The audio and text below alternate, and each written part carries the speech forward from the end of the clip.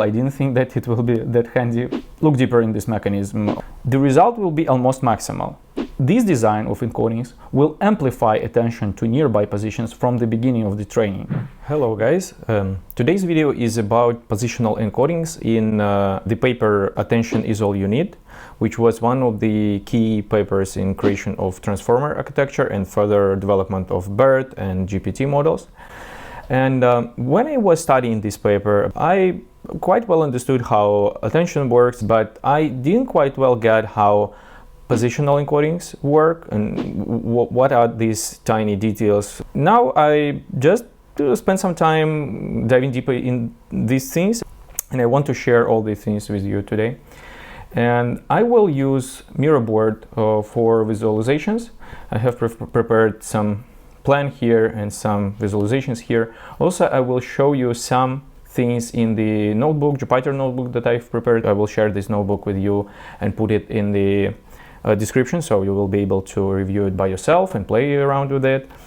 And also, we probably will look into the original paper and into this awesome annotated transformer paper, which contains the text from initial white paper plus some annotations, code snippets, and other explanations.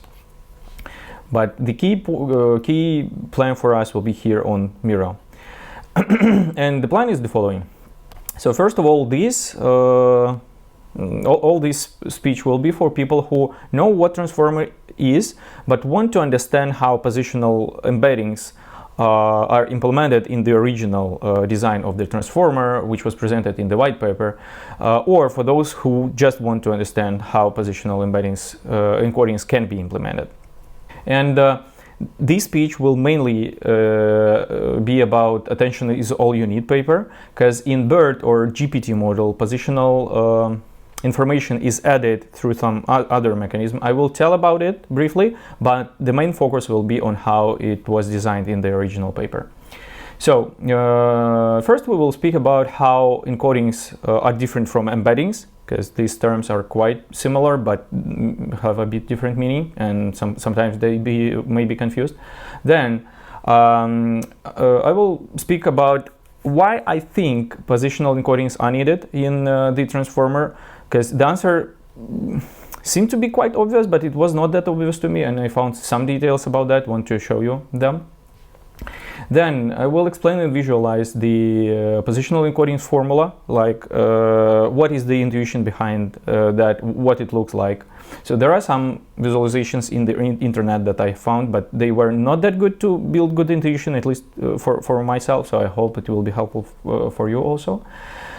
Then I will show you how encodings are added to the input, what is the mechanism and what is the result of that. And then we will look into what places inside the transformer architecture are affected by positional encodings. So what is the exact effect of these encodings? What is the mechanism of them influencing the attention? And then there will be the summary with some limitations and summarization of key things that were in this explanation. So let's dive deeper. And first thing that I want to speak about is what's the difference between encodings and embeddings. And mainly word embeddings is used to say about a thing that stores information about word semantics. And usually it's a dense vector of values. Not sparse one with lots of zeros, but a dense one with almost all the values filled with non-zero value. And we can say embeddings or semantic embeddings of the token or of a word. Positional encodings store information about word position in the sentence. Though encodings exist not only for positions. So for example, you may have heard about such thing as one-hot encoding. And one-hot encoding is basically an encoding, it's called encoding, though it may it may be used to store information about the semantics of a word. Though it will be a sparse vector in this case. So here you see that embedding is a dense vector, and encoding, one-hot encoding, will be a sparse vector, even though it represents the semantical information. It means that embeddings doesn't necessarily mean that it relates to semantics information. So encodings may also be used to represent semantics information. And also, I've heard that the result of the encoder sometimes also referenced as encoding. So in transformer architecture, this block, which is encoder, produces some vector, and this vector and output of the encoder may be referenced as encoding, which is a bit confusing, because my basic intuition was that encoding is a simple thing that is produced by the formula, and embedding is more complex thing that is produced by neural network layer, which is, like, in many cases correct, but this result of encoder referenced as encoding confuses this formulation a bit. So I would say that embedding is a vector that produced by a neural network layer, and encoding is a vector that produced by a formula, or sometimes encoding may be also the result of encoder, which is even a more complex thing than embedding. But in this particular paper, when authors say encoding, they mean positional encodings produced by the formula, like sine and cosine formulas. So the encodings are not used to reference the result of encoder. Okay. Let's move forward. And the next question that I was reviewing and analyzing is that why are positional encodings generally needed in the architecture, given that tokens in the input already go in some order. So I was initially thinking, like, okay, tokens are provided in some order, and authors say that we need to inject positional information just because it's not stored. But basically it's stored. There is some order of tokens. It's quite obvious that recurrent neural networks take care of order just because they process token by token, right? So they process one token, produce some vector, then they process next token, produce some vector. And this sequential processing already takes care of the order. And convolution neural networks, as authors say in the paper, has this kernel that is position aware. So kernel applies like first number to first token in the window, second number to second, third to the third. So it's also quite obvious how convolution neural networks take care of the position. But in transformer, we have matrix multiplication operations, and I was just surprised by the fact that this matrix multiplication doesn't take care of the position information. So I want to show you how exactly it doesn't care of the position. So that's the general transformer architecture, and this block multi-head attention is presented here. So these are screenshots from the original paper. And this scale dot product is present here. And in this architecture, we have two types of layers. First type is multiplication of the input by some matrix. So it's a fully connected layer. And second type of layer is this mul here, which multiplies a matrix representing input, like current state of embeddings, with matrix representing current state of input, so like multiplying q by k or multiplying the result of these by v.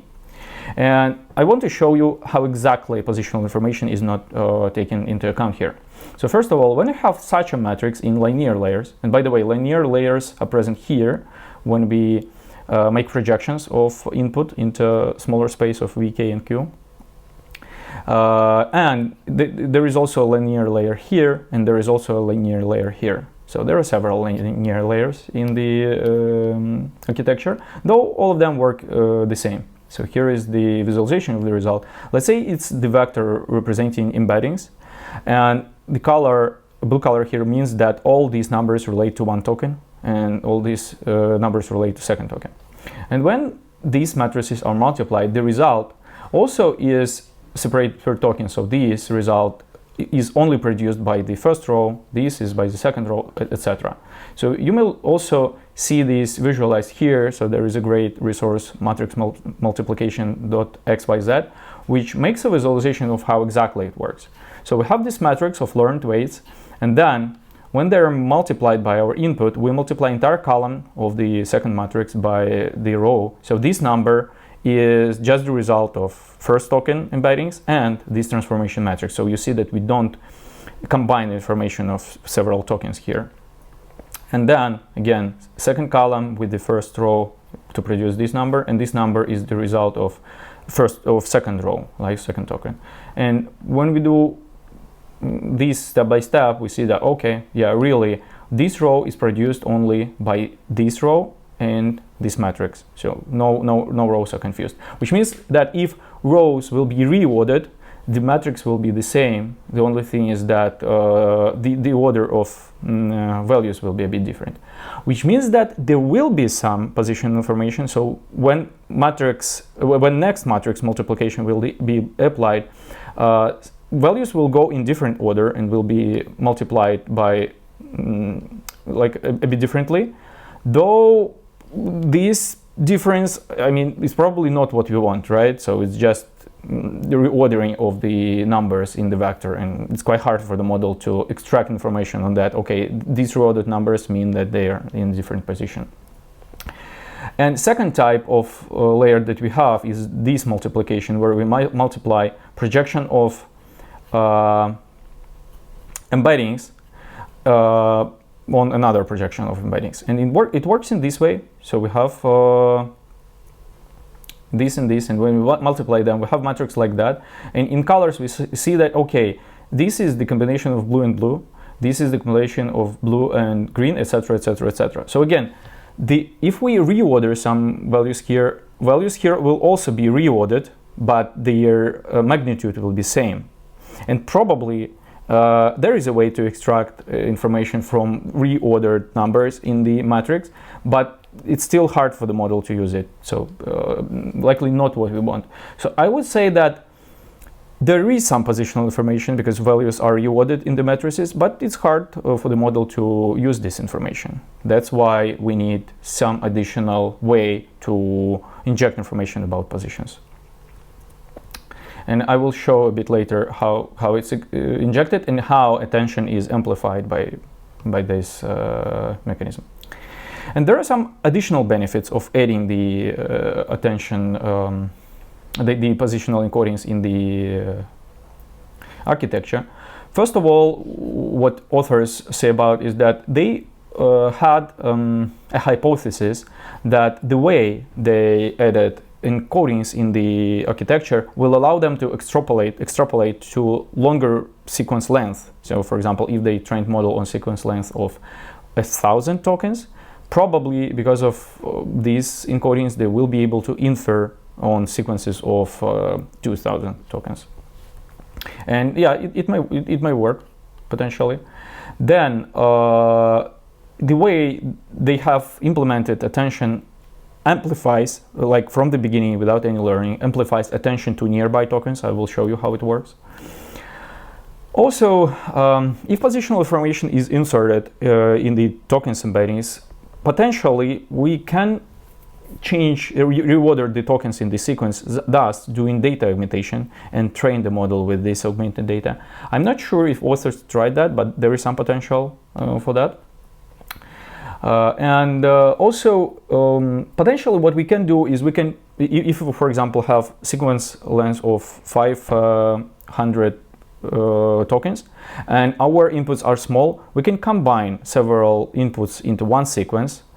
Each input will have positional encodings starting from 0, and we can pass this entire sample produced out of several samples into the model, thus training on multiple samples in one run, thus speeding up the learning. So we will need to play with mask in the attention a bit, but it's possible, and I'm not sure if somebody has done that, but there is also some potential for that.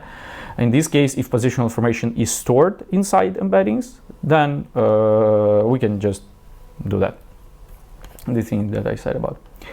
Okay, so let's move forward, and the next thing is the heart of the entire embedding encoding idea, how the formula works and what it is. Let me show you.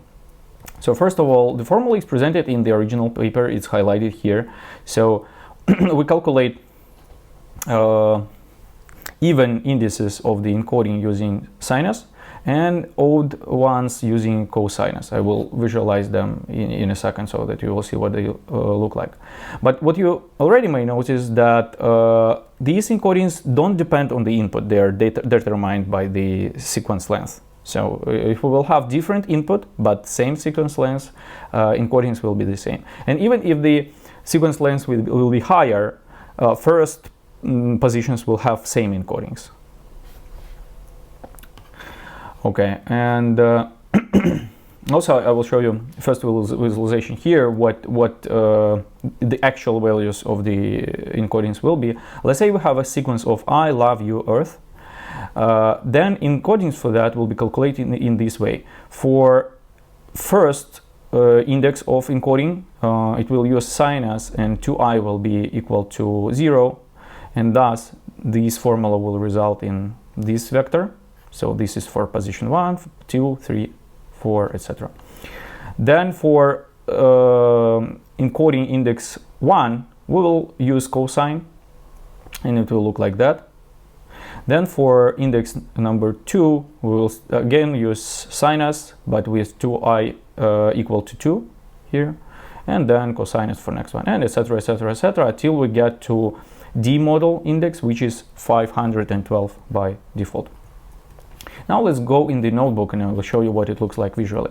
So what I have here is I have a notebook that first produces the data frame with column J, and by J I mean the index of the encoding, and it's not I because in this formula we don't have I, we have 2i, and index encoding index 0 corresponds to 2i equal to 0, in this case I equal to 0, and encoding of index 2 corresponds to I value of 1, though it's encoding index 2. So we will look into 2i value and into j value, and j may be either odd or even. So just to have an ability to look exactly in the index of the encoding, I have this j column.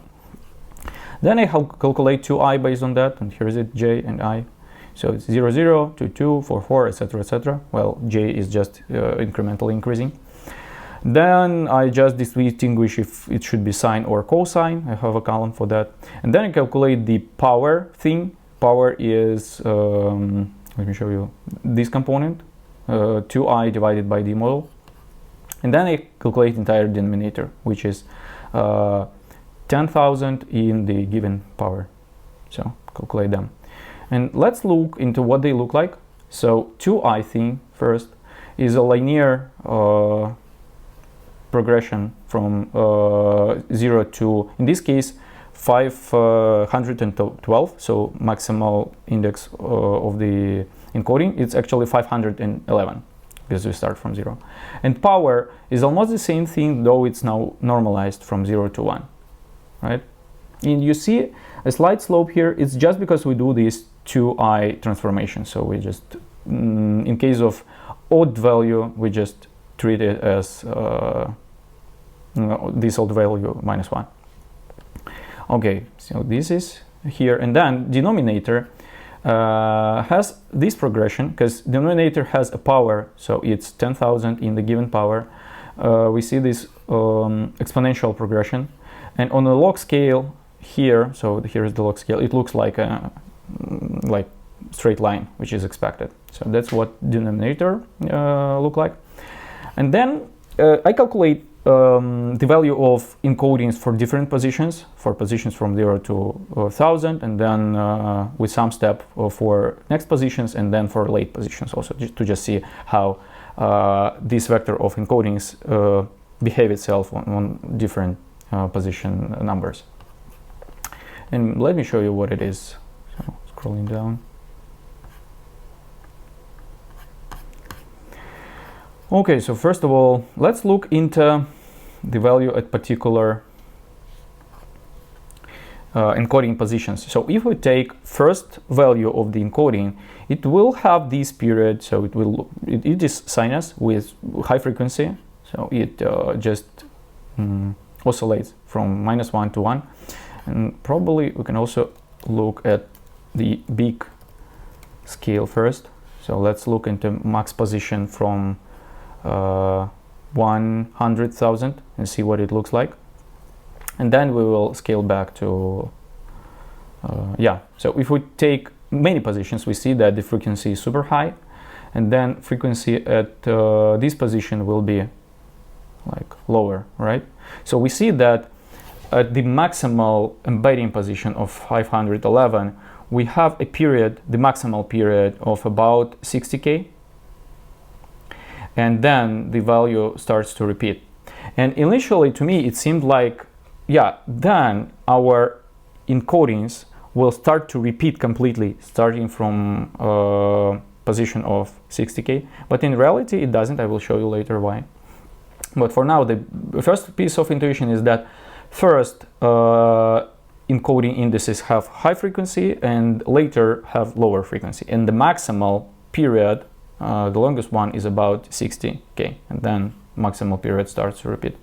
So let's get back to a smaller number of positions and see some nearby values. So here is the period of encoding at position at index 50, and here is the period of position 51. This one is sinus, this one is a cosinus, and you see that they have the same frequency. Cosine is just shifted a bit, right? And yeah, having said that, let me show you this thing. So what this graph basically shows is that if we have encoding at position 50, what will be its value for, let's say, position 100? So for position 100 it will be 0.16, and what will be its value for position for next token? And for next token it will be hard to zoom in. Let me show you. So here is for 100 and here is for 101. So for next token its value will be a bit smaller, right? So here is 0.16 and here it will be minus 0.24, and for next token it will be minus 0.6, etc, etc, etc. So this graph is pivoted like that. Let's move forward, and now I will show you what it looks like for particular positions. So at the moment we were looking at encoding indices and plotting it over positions, and now let's look at particular positions and have a plot over encoding indices. So for example, for first position, value over depth of the encoding will be like that. So sinus for 0 will be 0, and we have like 0 everywhere, and cosine will be 1 on all the positional encodings. For next position we will have some behavior here, so some change, and the deeper we go in positions, the more frequency we will have here at the beginning, though it will not be symmetrical, because you remember that power changes exponentially, right? So that's why we have higher frequency here and lower frequency here. And if you go further in the position, so see cosine for position 10 has this pink frequency, and sine for position 50 has more oscillations at the beginning, and again this low frequency here. And the deeper we go, the more frequency we see in the beginning, even more here, right? And at position, let's say 10,000, we see quite a high frequency during almost entire encoding scale, though still not that high frequency in the end. And for position 661,000, we will see high frequency everywhere. And the thing that I was surprised about is that encodings won't start to repeat after this position 61,000, because only this latest value have a period of about 60,000, but this index has lower period and it will oscillate with its own frequency. And actually it will be really hard to find some position starting from which all the periods will start to behave the same as they behave from the beginning, because these periods are just different. and it will be really a high number of positions when entire vector of encodings will start to repeat themselves. And that's the first thing that I heard in many videos, and people say just, yeah, period will start to repeat. In fact, it won't. Okay. And next thing, let me look in the agenda. Okay, so I'll show you that. Yeah, next thing that I want to show you is how does it come that higher attention with this formula of encodings, higher attention is paid to nearby tokens. How does it work? And I have this visualization prepared. You may have seen it already. So I'm showing dot product here, but sometimes people show cosine similarity, which is almost the same thing, to see how multiplication of encoding vector at given position. So what will be the dot product of encoding at given position by encoding at some other position? And as expected, dot product is the highest on the diagonal. So if you multiply vector by itself, you will have the highest dot product if the magnitude of the vectors are same. And as you see, we have still quite high value on nearby positions. So if we multiply position 200, embedding for position 200 with the embedding for position 210, the result will be almost maximal. Why? Just because the embedding vector looks almost the same, so higher frequencies, the beginning will be different, but the tail of the embedding, the lower frequencies, will be about same. That's why if we just go a bit from our position, dot product of encodings will be about the same, because a small number of encoding components are changed. And the more the distance, the more frequencies will have different values, the more components of the encoding will have different values, and thus dot product will decrease. I will show you a bit later why it results in higher attention, but at the moment you can just remember that dot product is higher for nearby positions, and the mechanics is as I have explained. That's an important thing. And actually, that's the reason of why sine and cosine were selected. There might be other formulas, but sine and cosine basically are changing gradually, and they have this frequencies thing, and that's why they naturally result in dot product to be higher for nearby positions. And yeah, we will look deeper in this mechanism on the next frame, but for now let me highlight one more thing related to the formula that was not that obvious to me, and I just understood how it works and have the explanation here. So in the paper, authors say that they have selected such a formula because for any fixed offset k, positional embedding for pose plus k can be represented as linear function of position embedding for pose. I didn't quite understand what exactly they mean by linear function, and here I have the explanation of what it means.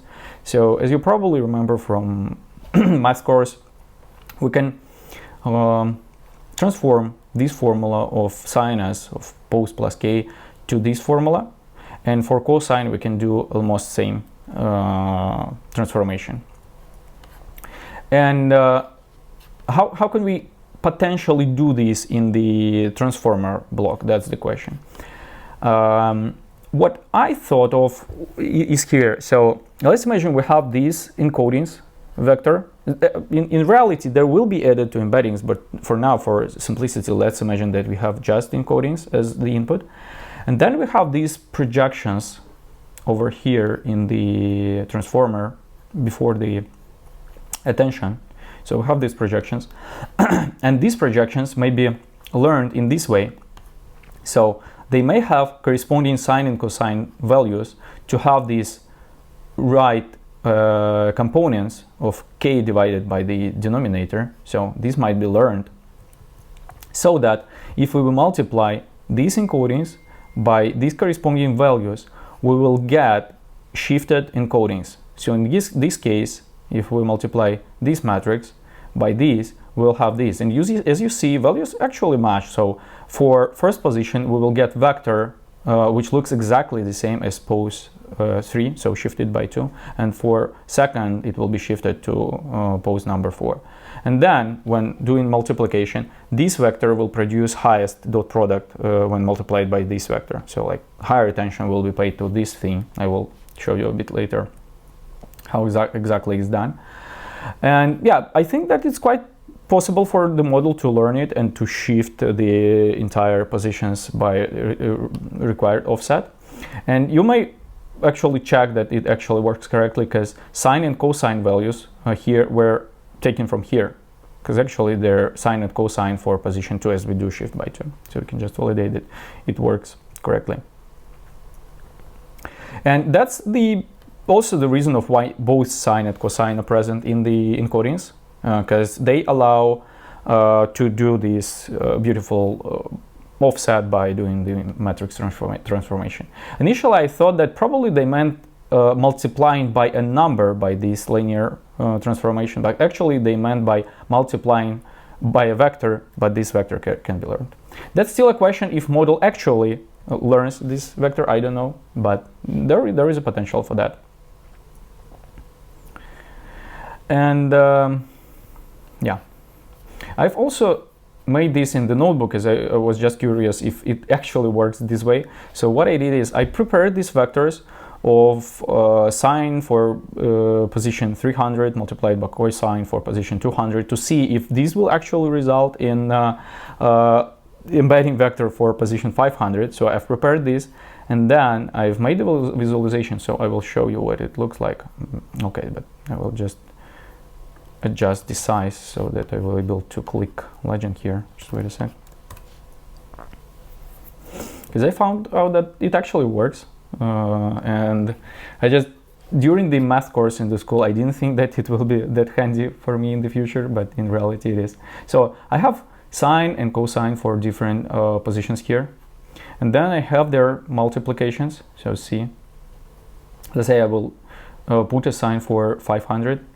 And then that's what sine for 300 multiplied by cosine for 200 looks like. So it isn't that symmetric as this one, right?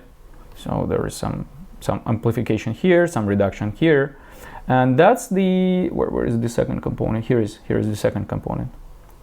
And when we sum them up, let me show you what happens. Actually, we have the same vector as sine for 500, right? So I enable this one, and we see that, yeah, it's just the same. Lines are completely overlapped. And the same happens for cosine. So we have cosine for 500 here, and have this cosine for 300 multiplied, etc., etc. And then we have again the same vector. So yeah, usually I just check that yes, it works. It looks exactly as expected. Okay, and yeah, probably that's all I wanted to tell you here. Let's move forward. Next big block of explanation is how encodings are actually added in the vector of the input. And initially I thought that encodings are concatenated, like for example have embeddings of vector 512, and we add 512 encodings vector to the end, so that we have 1024 values in the input. But in reality it's not. They're just added by add, just summed to corresponding components, so that if you have embedding of 512 and encoding of 512, we have the result of 512, just summed up by component by component, number by number. And the question, my question was like, okay, how doesn't it impact the semantical meaning of the tokens? How doesn't it harm the learned embeddings?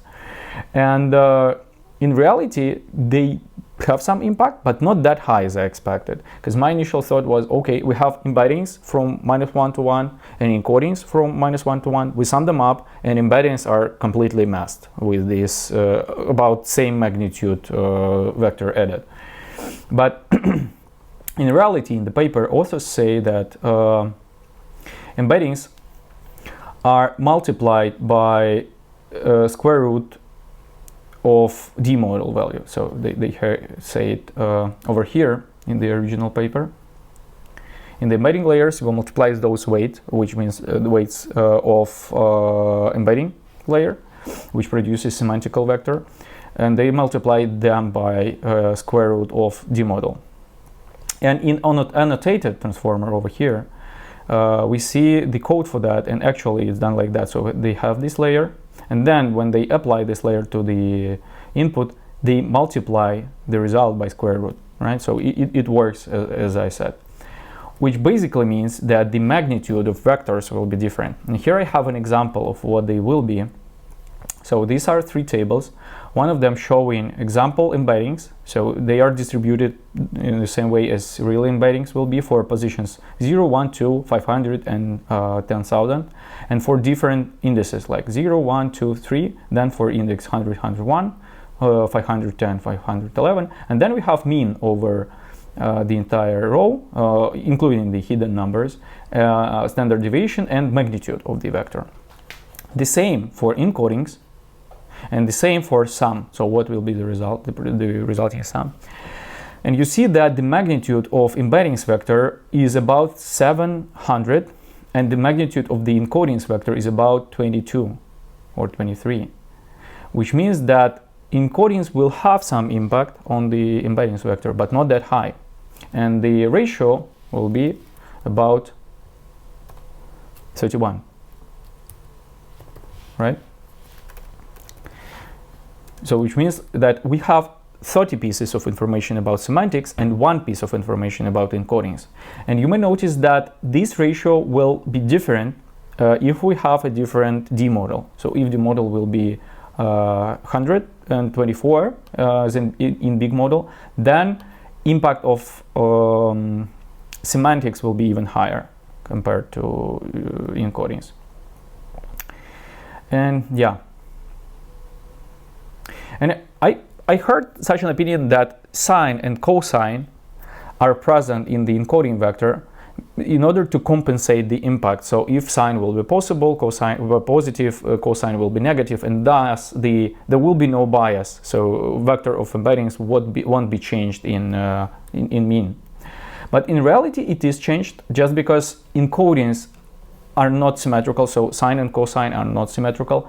As you have seen, they have this tail over here, at least for first positions, and this tail is mainly positive, and it's positive both for sine and cosine. That's why the mean value of the encoding vector is about 0.5 for early positions. For positions like 500 is already 0.25, and at positions of 10,000, which is quite rare, I believe, it will be about 0. So actually, sine and cosine are needed here not to avoid the bias of shifting the embedding layer vector, but for the reasons I have told you previously. So here is it. And as a result, the magnitude is about the same, though standard deviation, the mean of the embeddings is a bit shifted. So here we had a mean of like 1.12, and here we have a mean of 1.61. Which is shifted by this mean of the encodings. And I don't think it's a big problem because they have this layer norm transformation in the architecture. So in any case, this bias will be eliminated if it will be problematic. So not a big deal. Okay, and what more? Yeah, and there is a question of, okay, so they have this, they add they have encodings to embeddings, but why don't they concatenate? And I've heard such an opinion that concatenation is for rich who have access to lots of GPUs, but for poors a cheaper solution is to add vectors to sum them up so that positional information is added and the size of the model is not increased. But I think it's not correct, because for those who are rich and who can afford these long D model values like bigger model, it will be still more beneficial to have longer embeddings and add encodings to them, because model quality will be higher in this case, rather than if they will have shorter embeddings and encodings concatenated. So the actual answer is that they are added but not concatenated because it gives a better balance of resources spent over the resulting quality. I think that's the answer. Okay, So we have covered the block of how encodings are added to the input, and now let's speak about what places inside transformer are impacted by positional encodings, and I will show you exactly the place where encodings are amplifying the nearby positions. So here I have crossed out the layers that are not impacted by encodings, and actually layers that are impacted are attention layers. And in attention layers, main thing that is impacted is this attention. And in attention, we have these two multiplications that actually do amplification of attention according to the positional encodings. So as you have already seen, we have matrix multiplication in there, and in the formula it looks like that. And this matrix multiplication will produce higher value in case vectors are more similar. And as you remember, for nearby positions, vectors are more similar and produce higher dot product. And thus, attention will just be higher because we will multiply vector by more similar vector because positional encodings are similar. And this number will have higher chance to be higher, and thus it will be amplified by softmax. And what is good is that this design of encodings will amplify attention to nearby positions from the beginning of the training. In learned encodings, as in learned positional embeddings, as in BERT or GPT, the model needs to learn some information about position, and only then amplification will happen. But in this case, amplification is done from the beginning. That's the beauty of the mechanism. And yeah, that's how dot product is important. So dot product for positional encodings is higher, which means that dot product of these vectors will be higher. The only thing is that multi-head attention doesn't pass embedding vector exactly to the attention. They have these linear projections before, which means that potentially linear projections may be done in a way that it will harm the positional information, but in some cases it will harm, but in some cases it won't, and still some amplification will happen, which is great. And I find this particular piece pretty beautiful. A small piece of text is dedicated to explanation of positional encodings in the paper, but I believe really huge amount of efforts and attention and energy was put into the design here.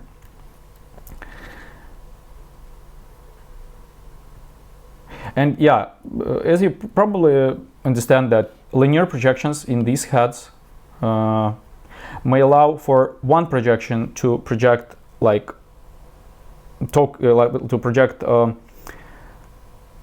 embedding indices, like first embedding indices, which have higher frequencies of encodings, of positional encodings, and some other projection for another head may look into like deeper positions which contain to deeper indices of the embedding and encoding, positional encoding, which contain like information about lower frequencies, and thus some heads may amplify closer connections and some heads may amplify like more distant connections. So that's how I understand this intuition. And I also think that probably the first encoder and decoder layers in this stack are more impacted by the encodings, and over time in the next layers when encoding will repeat, probably positional information won't have this high impact, just because it will be already multiplied and converted to some other representations of the information. Yeah, and though still encodings, positional encodings will be propagated through pipeline because they have these residual connections here, which definitely helps to train to keep gradients stable. But also I believe these residual connections will help to pass positional information over the pipeline, because yeah, they will just keep it if it's important.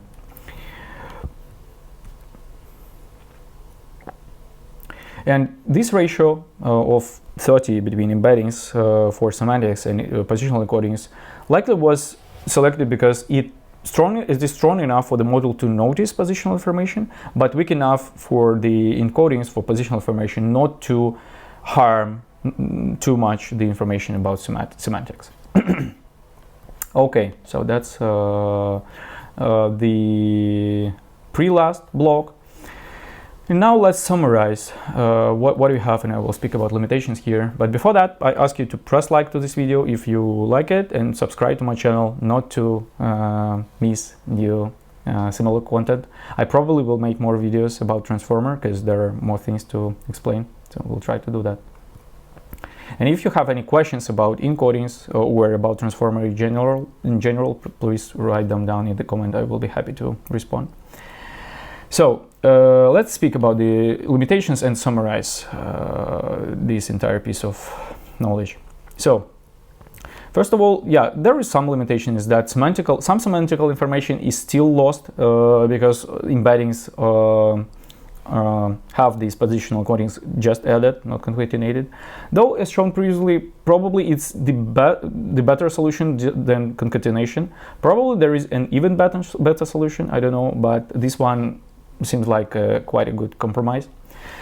An actual problem, I think, is that this design doesn't benefit from bigger data set. So in deep learning, usually when we add more data, we get better results. But positional information doesn't depend on the input, it's just determined, which means that if we will have better data set, semantical part will benefit, but positional part won't. And I believe that's why BERT and GPT are using learned positional embeddings, because on bigger data set, they probably see a bigger improvement. In the paper, authors said that they tried learned, let me see. They said that they tried learned embeddings, though result was almost the same. Actually, it was a bit higher. Let me show you table 3 here. Actually, it was a bit higher. Where is it? Table 4. Here is it, table 3. Yeah, table 3, and where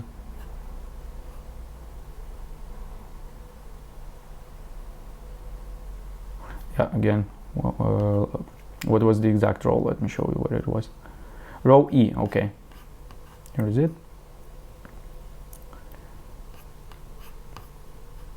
Yeah, yeah.